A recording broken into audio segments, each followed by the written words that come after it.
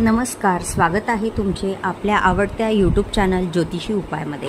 आज आपण जाणून घेणार आहे स्वयंपाकघरातल्या कोणत्या वस्तू आहेत त्या आपण कधीच संपू द्यायच्या नाही तर आपल्याला घरात दारिद्र्यतेचा सामना करायला लागू शकतो। वास्तुशास्त्रानुसार स्वयंपाकघराचे खूप महत्त्वाचे स्थान आहे, कारण स्वयंपाकघर घरातील आरोग्य, सुख, शांती, समृद्धीचे केंद्र मानले जाते।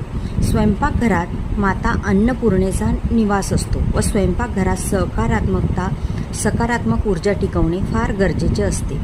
स्वयंपाकघरात सुख समृद्धी असते जेव्हा तिथे स्वच्छता व व्यवस्थापन असते।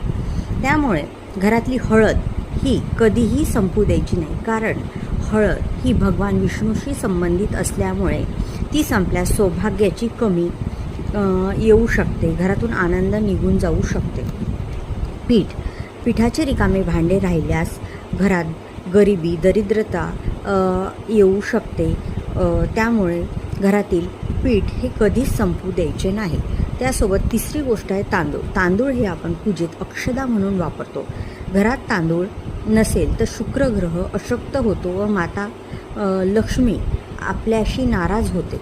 त्यामुळे तांदूळही कधीही संपू द्यायचे नाही। त्यासोबत मीठ स्वयंपाकघरात खूप महत्त्वाचे स्थान आहे मिठाचे, पण मीठ जर संपले तर आपल्याला राहू दोष निर्माण होऊ शकते। त्यामुळे आपल्याला कामात अडथळ्यांचा सामनासुद्धा करावा लागू शकतो।